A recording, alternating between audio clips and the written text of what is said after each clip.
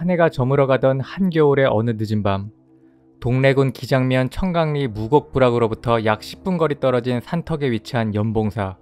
사찰주지 배명대 씨는 책을 읽고 있었고 아내 이장윤 씨는 잠을 자고 있었습니다. 그런데 밖에서 누군가가 문을 두드리며 기서에서 왔으니 문을 열어라 라고 하였습니다. 배 씨는 경찰이 밤중에 무슨 일입니까? 내일 오시죠 라고 답변하였으나 밖에서는 문을 열라고 독촉하였습니다. 이에 배 씨가 문구멍을 통해 밖을 보자 흑색 복면을 한 괴한이 후레쉬로 절 주변을 비추고 있었습니다. 주지 배 씨가 놀라운 게 이런 모습을 목격하고도 숨지 않았습니다. 그는 방에 있던 톱을 든 채 뛰어나가 괴한이 들고 있던 후레쉬를 쳐버렸고 이에 둘 사이에 격투가 시작되었습니다.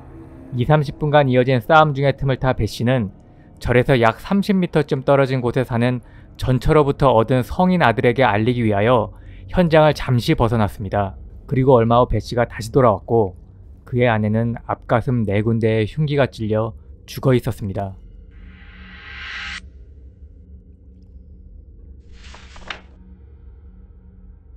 당시 상황을 목격한 8세 아들은 엄마가 종을 치러 뛰어나가자 괴한이 엄마를 붙들었다고 하였습니다.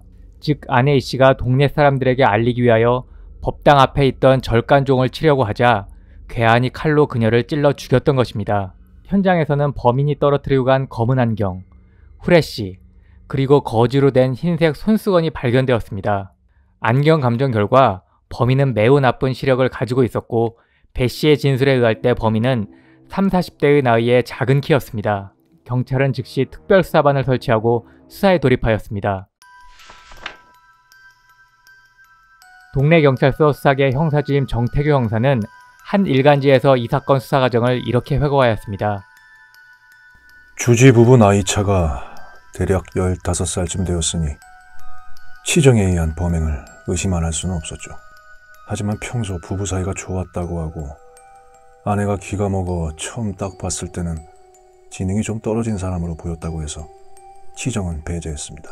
탐문 결과 주지 부부는 주변 사람들로부터 딱히 미움 살 만한 행동도 하지 않았고 원한에 의한 범행 가능성도 높지 않다고 판단했죠.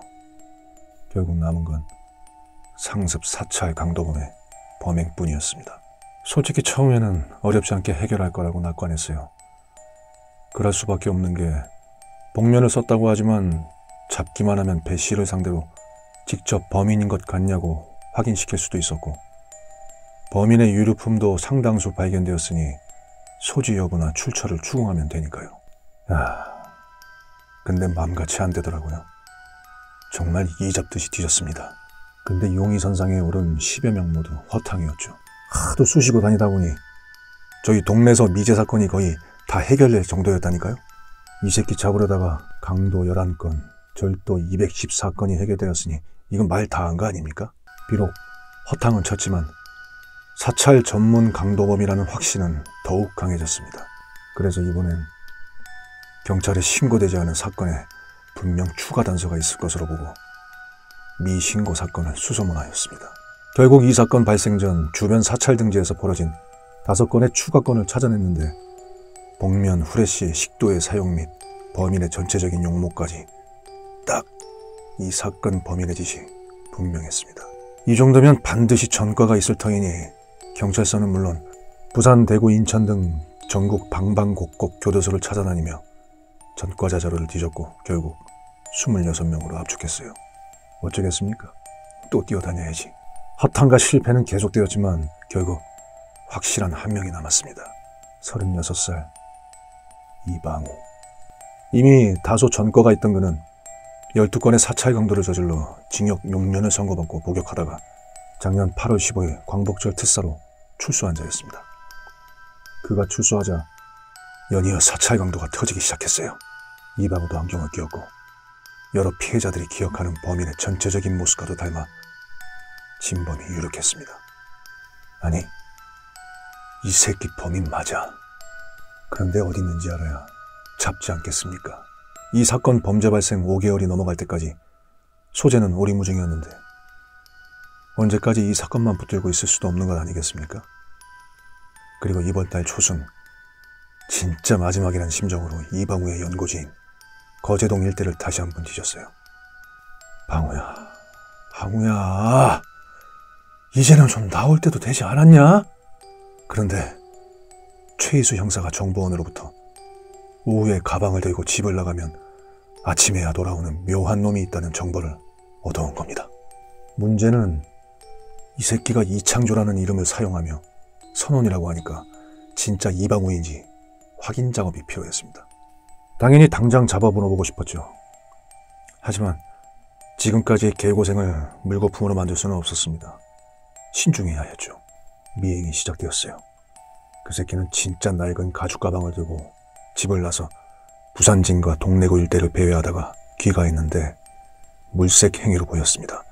거제 전당포에 저당 잡힌 시계 2개도 훔친 작물일 가능성이 높았고 결단의 시간이 점점 다가왔고 진짜 마지막 방법을 사용하기로 했습니다. 그건 그의 이웃인 21세 K양이었습니다. 네? 누구시라고요? 저 잠시만 시간 좀 내줄 수 있을까요?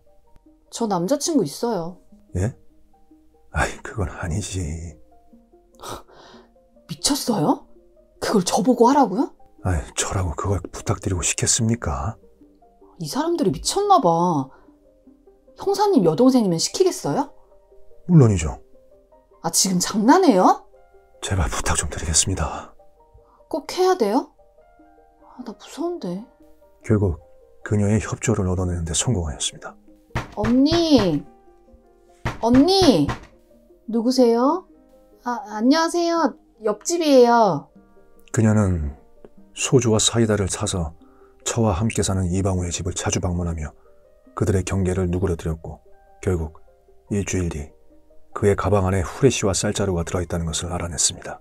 범행에 사용하는 후레쉬와 훔친 쌀이 분명했어요. 그리고 K양이 가지고 방문한 사이다병에 묻은 그의 지문 채취까지 성공하였고 이를 과거 범죄로 인해 이미 채취 보유하고 있던 이방우의 지문과 대조하였습니다. 결과는 일치였습니다. 그는 이창조가 아니라 이방우였던 거죠. 저희는 동궁극장에서 처와 함께 온 그를 전격적으로 연행했습니다. 1962년 6월 22일 낮 12시 반경 무렵이었습니다. 이방우는 출소 후 저지른 약 20건의 강절도 범행은 인정하였으나 연봉사 살인마는 굳고 부인하더군요. 하지만 현장에서 발견된 안경 등 유류품과 과거 범죄 전력 등을 근거로 이루어진 추궁에 결국 무너졌죠. 그런데 여기서 안심할 수 없었던 게 자백의 진실성을 인정받기 위해서는 오직 범인만이 알 수 있는 사실을 확인하는 것이 중요하였습니다. 범행에 사용한 칼의 소재를 추궁하였고 그가 버린 장소로 지목한 절 부근 돌더미에서 식도를 발견할 수 있었습니다. 와, 이 새끼. 너 진짜 범인 맞았구나. 사건 발생 177일 만이었습니다. 수사비로 16만 5천 원이 지출되었고 동원된 경찰만도 연 인원 1842명이었습니다. 무능한 경찰이라는 여론 지휘부의 압박, 피해자와 유족에 대한 미안함, 경무에 따른 육체적인 고단함. 그래도 이 맛에 형사하는 거 아닙니까?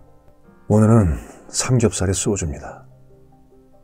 이방우는 범행 직후 바로 연고지로 돌아가지 않고 여러 곳을 전전하며 은신하다가 경찰 수사가 미궁에 빠졌다고 안도하며 거제동 집으로 돌아왔다 포기할 줄 모르는 형사들에게 검거되었던 것입니다. 신문 하나 제대로 못 읽던 수준이던 그는 생얼구로 인하여 범행을 저질렀고 절도보다는 기술이 필요 없는 강도를 주로 선택하였다고 말하였습니다. 꿈에는 거짓 행동인지 아닌지 알 수 없으나 그는 범행 후 피해 여성이 사망한 줄은 몰랐다고 하면서 그 여자가 죽었습니까? 라고 형사들에게 되물었다고 합니다. 1962년 11월 7일 경남 보통군법회의는 강도 살인범 이방우에 대하여 사형을 선고하였습니다. 그는 1963년 11월 7일 오후 3시 인천시 교회에서 총살되었습니다. 계엄 당시 군법회의에서 사형을 선고받았기에 육군에 의한 총살이라는 방법으로 사형 집행된 것으로 보입니다.